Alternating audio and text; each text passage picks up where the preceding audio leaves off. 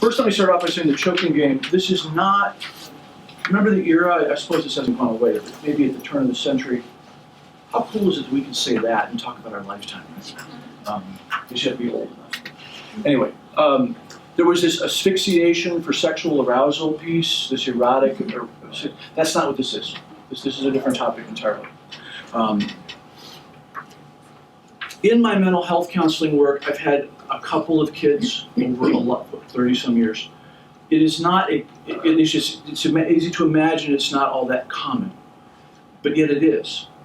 Up to 25% of college-age students report having played this game in high school. I was at my sister's for supper Sunday night, and she's got a son who's a senior at SLU, and a daughter who's a sophomore at Nearing's, senior at SLU High School. And so I just, being the nerdy uncle, I'm like, so have you guys ever heard this? And they're like, the choking game? No. I said, well, sometimes it's called the pass. Oh, yeah, I've heard of that. Right. How did they hear about it? Well, could be the lunchroom, could be kids talking. But did I pull out my phone? Okay. This thing, you're going to think I'm obsessed about gadgets, and I'm not. I'm actually not very good with them. But this thing brings the world and our kids together in ways that can be hard to understand and can be extremely covert. Right? And the choking game, I think on your sheet you'll see there are two actually even hashtag communities that are relevant to it. Kids can find YouTube videos aplenty that make it look fun and cool. At the end of the day, it's unfortunately an example, modern example, of the old Daria. There's some of that. I don't want to get way ahead of my slides, and then, and I didn't get my clicker out. I can just do this. Clicker? Yeah, I know. All right. So,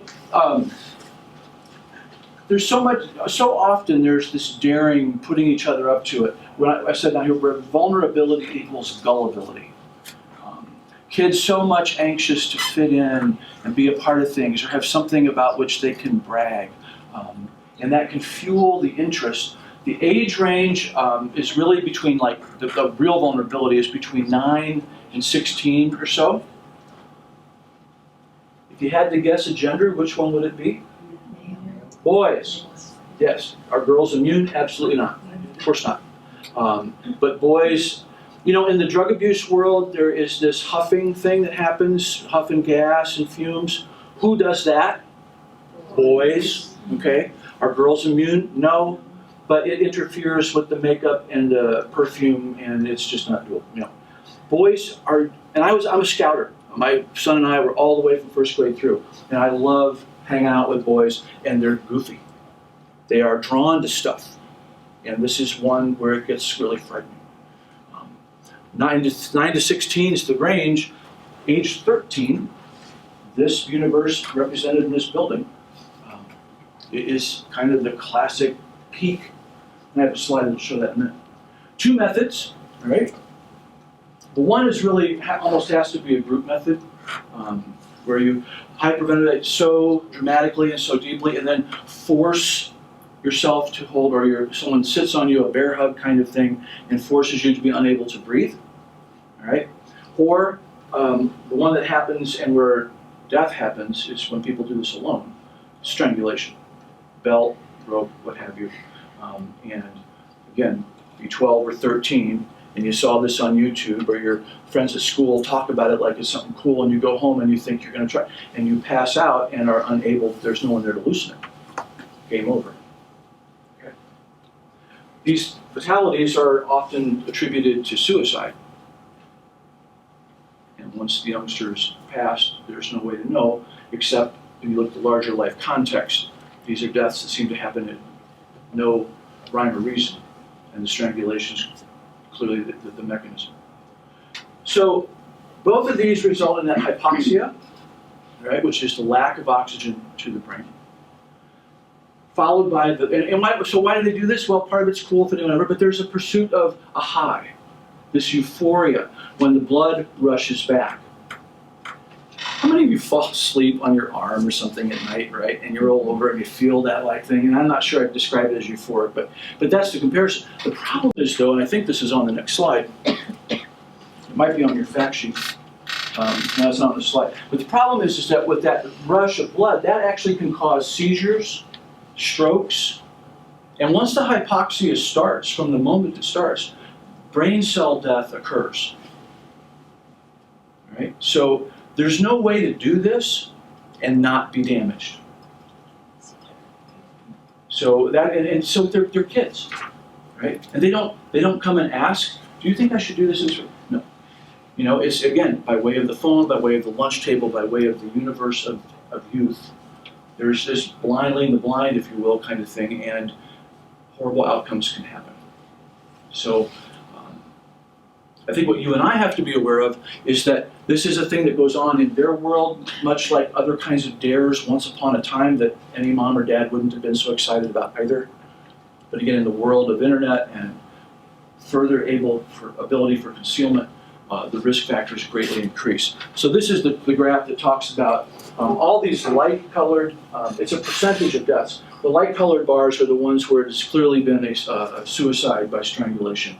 And then these dark-colored bars, age 13 being the peak by a lot, is the choking game deaths. Right? So and there's, between 2007 and 2013, I'm sorry, I'm blanking on that, there's only 82. One's too many, right? And the suicide by strangulation was 5,000 and something. So it's a massive number, and a very small piece of that is the choking game. The thing is, it's a game in the minds of kids. They're into this as children. There isn't any, the college students that were surveyed are clearly not the people doing it. They're talking about when they were young and their frame of reference, when I was young and stupid. Okay. So it's an example of where, as I said out there, we just have to be so much better than our parents. I don't recall anybody at Kirkwood High School or North Kirkwood Junior High when I was there, way back in the Ice Age, ever talking about these kinds of matters. You know, there were other goofy things going on. And parents talked to each other more freely then as well. I don't know that they were always comfortable doing it, but it was an age in which moms and dads up and down the block, I think, had a better sense of permission than many of us feel, which is sad because our kids need us to take those initiatives. So some of the risk factors, kids don't see it as terribly harmful until something horrible happens. And this is one thing, by the way. Here's a point of good news. If you will please go home tonight, and I'm laughing because I have this vision of you going home and your child going, don't go to any more of these parent meetings. If you go home tonight, this is one piece of crazy behavior that kids stop almost immediately once they are taught the realities of how dangerous it truly is. All right? Which is interesting because our talking to them in such ways about other matters often doesn't seem to have any such impact. But the data came back pretty clearly that when moms and dads and teach each other make it clear, this will kill you and you won't get a second chance, and it could be the first time you do it, especially if it's alone, it tends to step them back. So just do that tonight, you know. And if they're annoyed with you, so be it. I raised 3 of them and I figured I was in trouble with somebody every day, so why not? Right? 90% hear about it from their peers, local circle of friends, internet groups, social media. All right, I don't want to beat this horse, but this is the realm in which we're trying to manage and keep our kids safe. I do want to talk about this again. I mentioned it out there. When your children were born, this limbic thing was doing fine. How do I know? Remember them crying a lot, being fussy, and so forth. Language, like walking, got added to it and so forth, and it became to look like something more than just an infantile mechanism. But the limbic system, we're born with it pretty much full bore, and we take it through life. It doesn't really grow or change. Hormonally, yes, it does with puberty and so forth, but that's really not the point of this reference. But this thing over here is where safety and sanity will be had. You don't have to raise your hands, but I'm curious if in the last couple of weeks you've said or done anything impulsive that you might take back. Probably, all right? Welcome to being human. And my point in asking you that is, even though we're old and very practiced at frontal lobe exercise, we're never done being human. And so when this thing is yet to be fully online, And think about, I just want you to know how that frontal cortex works. It was interesting to me, because of mental health background, I'm a little bit of a nerd about this stuff. So we think about choosing the right thing, but the frontal lobe's actual function is to shut down the wrong things and let the right thing through, all right? So think about when we talk about teenagers and their perception of risk. It's not that they underestimate risk, although in this example that's clearly at issue. It's they overestimate reward, more typically. They blow up in their minds this grandiose vision of all the neat stuff that might come of it, and then take really frightening levels of risk according to this pursuit, right? As this thing becomes better at its job, that risk-taking and that balance and perception starts to level out. And they don't become perfect, they just become more like us, which is pretty close, right? Right? Able to reason, able to step back, able to put things in perspective. This is one of the things that, and we get into this next topic, that makes adolescence so hard, for so many kids. It's a skill set to be able to put things in perspective. If you're a reader, I strongly encourage you to read a book called The Whole Brain Child. The author Dan Siegel. It's well written for parents. He's a psychiatrist. His co-author, I believe, is as well a neurologist. And yet, to their credit, they write for folks like you and me. I've actually done 2 articles for Parkway's e-news in the last, during the school year based on some sections of this book. But he talks wonderfully, they talk wonderfully about nurturing the balance of functions in the brain. And so this would be called the lower brain, and the frontal cortex is the upper. And adolescent development is when lower starts to become managed and integrated with upper. But in the process, and it takes a long time, when I meet God, it's one of those, I have a long list of questions. One of which is, why all the hormones and all the intensities before the capacity to manage it? You know, it's a silly question because we're born with the intensities. I mean, you have more than one child, right? And one was kind of chill, and then one was not. Right? So DNA and all that. But this development is critical, and it's the piece about community. Think about how hard it can feel to reach out to a fellow parent and ask if there's going to be supervision at a party. That can be such an and your child, of course, is not over here going, yes, please call, I'm so glad you're going to do that. No. And so and yet they need us to create that safety net. When I do these talks on various topics, and someone will say, well, what are the schools going to do? I said, wrong question. Wrong question. What are the police going to do? Wrong question. Each of those segments of our community absolutely has a function. But they should certainly work from their strengths. What are yours and mine? Do you ever cover the fact that parents should be the parents and not the child's friend? And not worry about being cool. Right. Which I found with my children was never going to happen anyway. Right? Yes, I mean, there's so many examples of how we could illustrate being that safety net that they need. And it could be being the source of boundaries, being the reality check. It can be being someone on the block who's willing to call when something crazy out of control at the other end of the block and we're frightened for the safety of the neighbor. Just willingness to do those things, however uncomfortable they might be. But sometimes they're not so uncomfortable. I don't know about your subdivision. We're in Parkway South, off of Carmen, and there's a number of elderly people who are alone. And a gentleman next to us just lost his wife a year and a half or so ago to God bless her, 12 years of having breast cancer. And one weekend while my son and I were out scout outing, and we've befriended John and his wife, and we were gone, and she took a fall, and the ambulance came. And the gal across the street from us came over that Sunday afternoon when Sean and I got home. And delightful woman. She said, "Did you know? Do you know what happened?" Like, well, no, Mary, I'm gone out of town. But I have to tell you something. What occurred in my mind, I hope you won't think I'm a jerk. What occurred in my mind is, go ask. Go check in, see what's going on. That's the kind of safety connections our kids need. They need us to have that kind of brazen courage to connect and talk and set the limits and represent. Because if we don't do it, nobody on this is going to. I can promise you that. All right? So I don't want to just sound like I'm on a soapbox. Believe me, when it comes to some of this, I'm very vulnerable to doing that. So warning signs. When I put this list together, I thought, if I close my eyes and imagine somebody who's been strangling themselves, I suppose these are exactly the things I would see. Bloodshot, unusual headaches, marks on the neck, so forth and so on. And I believe this list is on your handout as well. But there will be warning signs. So much of this can be hard to detect, and sometimes I feel, even just as a parent myself, I think, when does being vigilant border on being paranoid? But at the same time, I really do feel strongly, I would rather have one or all three of my kids annoyed with me or mad with me than dead or in the hospital. And in my mental health career, that has been the choice some families have had to face down.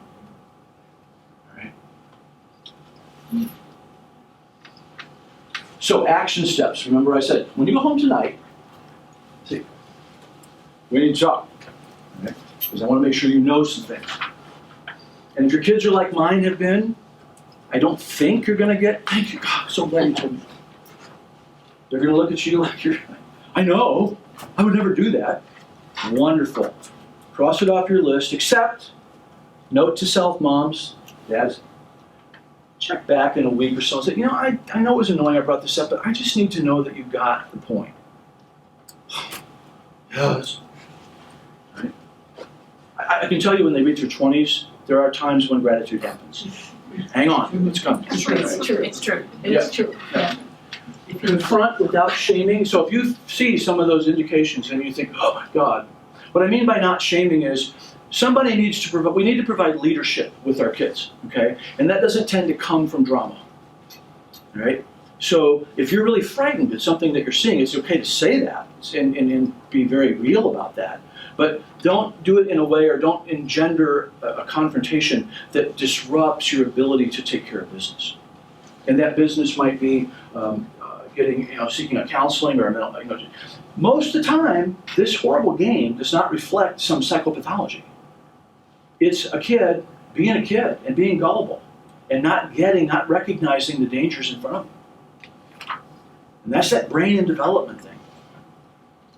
But there still might be a value in, speaking with a mental health counselor, maybe talking with the school, figuring out that maybe you want maybe the pediatrician, a little more input. The thing is, there aren't a lot of folks in the world of healthcare in general who know about this, because it's not a diagnosable, it's not an illness. It's an episode that might repeat because, thank you God, the horrible outcomes didn't happen.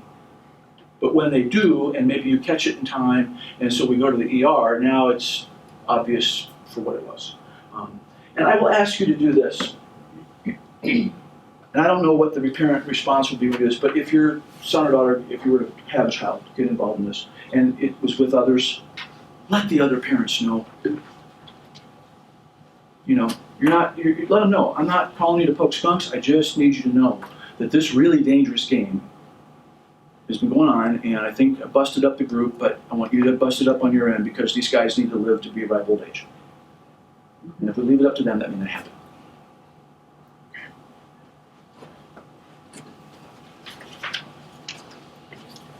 Okay, any questions on that before I move on to non-suicidal self-injury? So the choking game was about vulnerability equals gullibility. This is not that. This is a whole nother level of concern. And I've worked with quite a number of kids over the years who are cutters. One boy who was burning. So I'm going to stick over here a minute because I want to really try to do a good job for you on following notes. So if we define it, and this will be on your sheets, repetitive, intentional. So for example, I in contact with a young woman who has what's called excoriation disorder, endless picking and whatever. But that's not this. That's a neurochemical imbalance, her reward system's kind of hijacked and so forth and so on. This is And I had to laugh because I got 2 daughters who found tattoos. Thanks God, right? But this isn't that, it's not tattoos and piercings, all right? It's cutting, burning, pinching, hitting, breaking bones, doing things that inflict pain as a mechanism of self-regulation, frankly, just we'll call it relief. Okay? It's not suicidal in its intent, and that does not mean there isn't suicidal risk.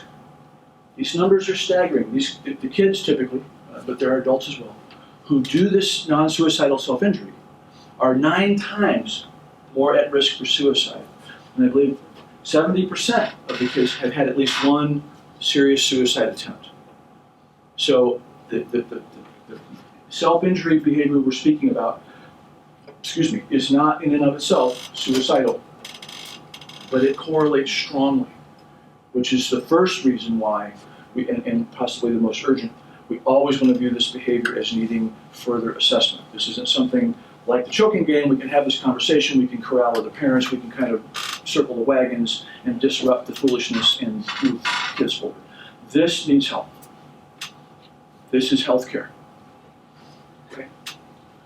It may not correlate to a mental health diagnosis, but it reflects emotional distress beyond a child's ability to cope. Right?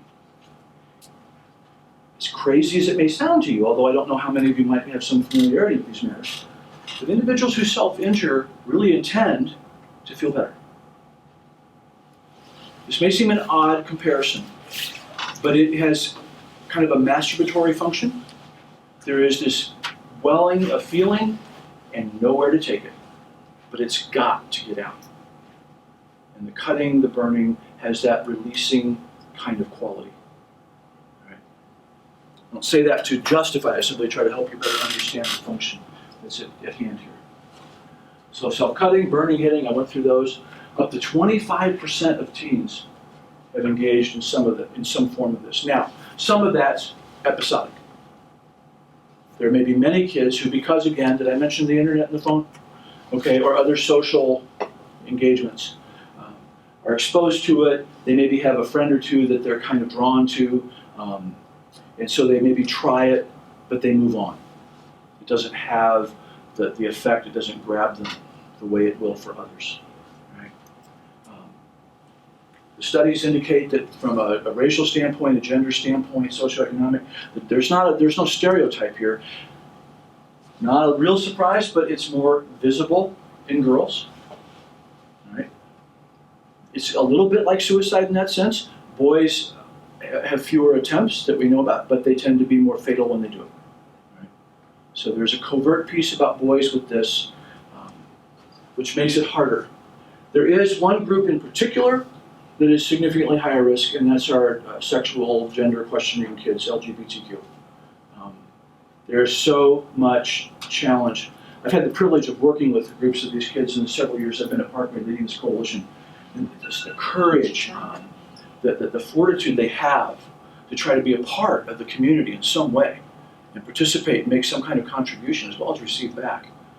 And the tension, the pain, sometimes the very blunt rejection and scorn. It's very hard for them to be kids with that limbic system that's fired up and the frontal cortex that's not quite there yet, and cope with all of that without a lot of self-loathing, a lot of self-punishment, taking it out on themselves. Okay.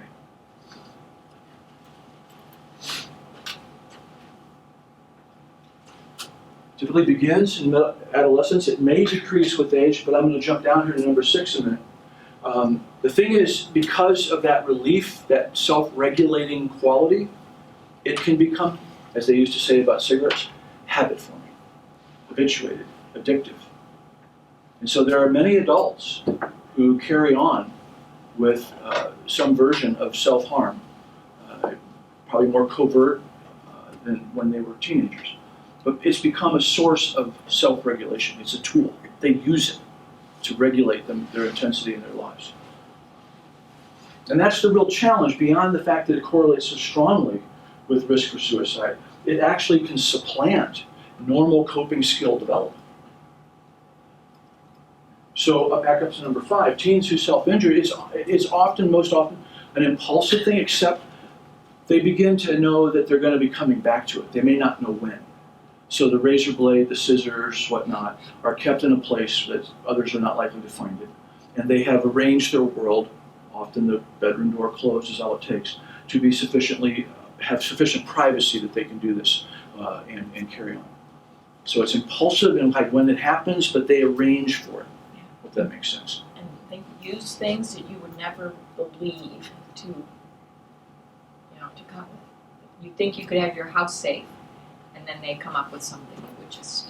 Right, and so if you couldn't hear her, she said they do things that you would never believe. You think you can make your house safe and arrange everything, but that's the nature of that limbic determination. If you've got a bright, crafty child, they're a step or two ahead of you all the time. Forrest Gump's mother had a lot of challenges. That was not one of them.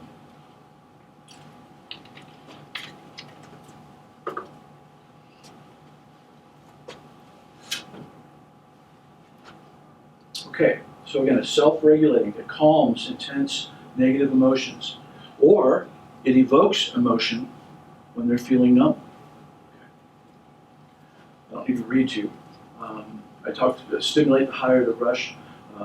Peer group attention. So you're going to go home tonight and think this guy was obsessed about the phone. But I can't tell you the number of cases that I have had, particularly with middle school, early high school age girls, who have found internet communities, blogs, that are all about this and support it, encourage it, validate it.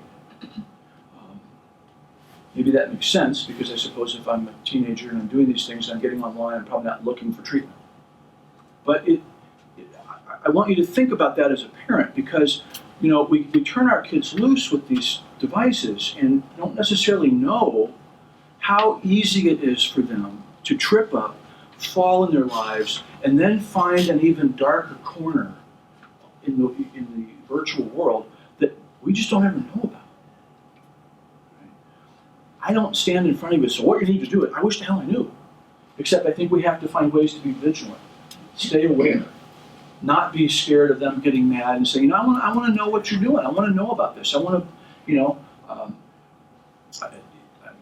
I can't tell you that I'm, as a nearly 60-year-old guy, real current on some of these web things. So I went to my 25-year-old daughter, who is to be graduating this May from the School of Social Worker, and so on. I said, so do you know about this? And she said, she listened to me. Well, first of all, Tumblr, the blog site. She said, there's lots of people who blog about this.